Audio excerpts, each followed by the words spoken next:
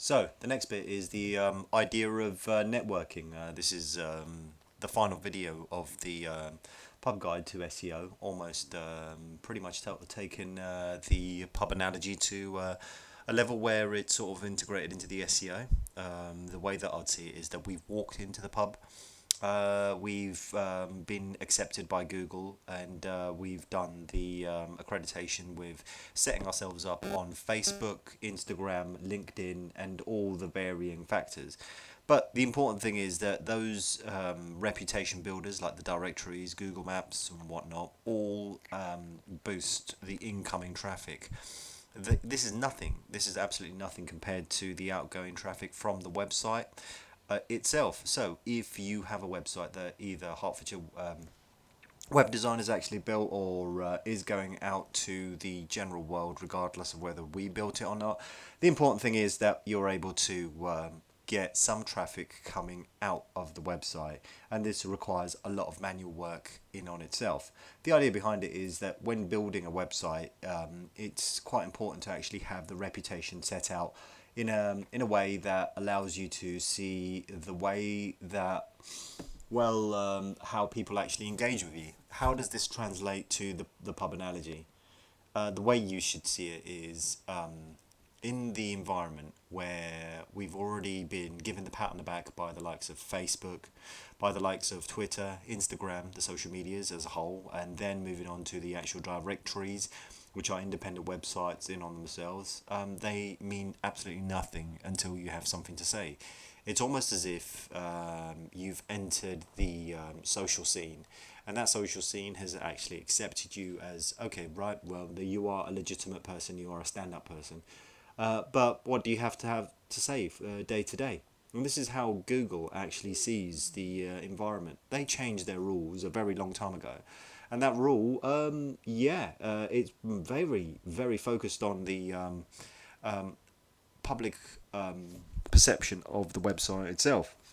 I'm more interested in making sure that there is an open dialogue between me and my clients and me and the general public, because I have to boost my credentials. I have to boost my connections with the rest of the world, really, in order to get leads in order to get accreditation. And the only way to do that through the search engines, through SEO, is to actually have something to say, and that in on the pub environment is quite important.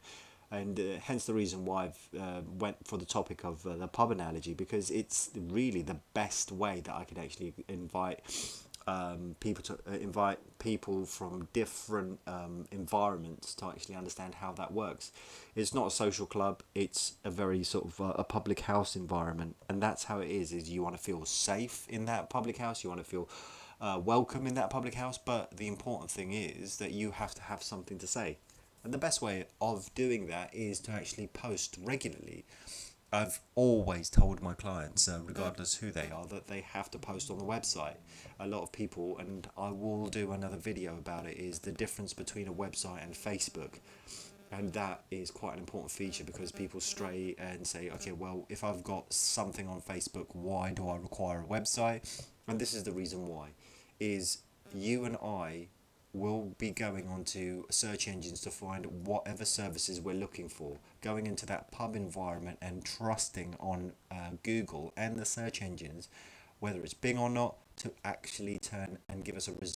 And those more most definitely more most definitely websites, and those websites require us to accredit ourselves to make sure that we are legitimate websites.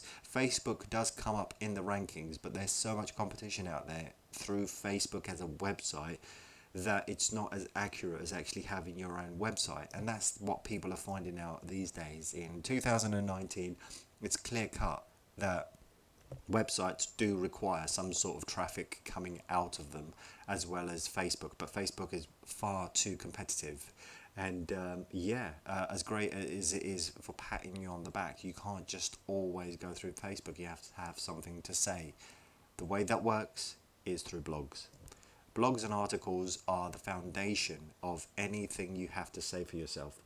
So as as aggressive as that seems, it's quite important to actually start moving away from the idea of using social media as just the only form of traffic, to actually having your website keyed up, written up, and SEO'd up. And again, those articles that you write are scoped and scraped by Google and the search engines, because it's a text-based environment. For this specific analogy, I've already written an article on the pub analogy to SEO, but the idea behind it is it's important to lay out the foundations and explain to people that the way that the website works is keyed in for the purposes of SEO, that writing articles and writing blogs on maybe even a weekly, a monthly, even a daily basis if necessary, means that it actually gives you a certain amount of weight and credibility, and that's the idea behind it. And moving away from this video, the conclusion is that you have to be a socialite in this pub environment. You have to have something to say, and you have to have a lot of accreditation. And again, staying silent once you're in the actual pub doesn't help you at all, because the two factors that Hertfordshire Web Design focuses on specifically is how do you get a backwards and forwards engagement. First of all, and that is the first step that we normally do, is we clean up your website. We make sure that it's SEO compatible. Then the next step is the maintenance part, is maintaining the website's credibility is quite important, and the way that happens is through making sure regular blogs and write-ups are done. But the next part is not just the regular blogs, but then making sure that the SEO is updated in the website itself. So once the articles go out, making sure that they're available on the different streams, so people know that it's that article on your website is not just available on the website itself, but available on different criterias. Hence the reason why I'm using this podcast as a means of another stream coming into the website, another way of accrediting the quality of the work that I do. So again, the qualities all depends on the type of websites you decide to actually churn out your content. I'm using YouTube for video. I'm using I'm using different podcasts for the purposes of audio. So this audio will be on the podcast. And then the final stage is the actual write-up and the text. And those texts are quite imperative, really. But that being said, again, I may move on with just using podcasts because it's just so easy and handy. But for this purpose, I'm going to wind it down here. And don't forget to subscribe, and don't forget to follow. It's one of those things where it's rather important to actually highlight that the number of followers on YouTube, and it's quite imperative to me. So speak to you soon, and thank you very much. The next article will be a little bit more, I think, focused on the comparisons between Facebook and having a website in general. I think that's a really great topic to take it on, but you never know, it might be something completely different. But thanks very much, and and don't forget to follow.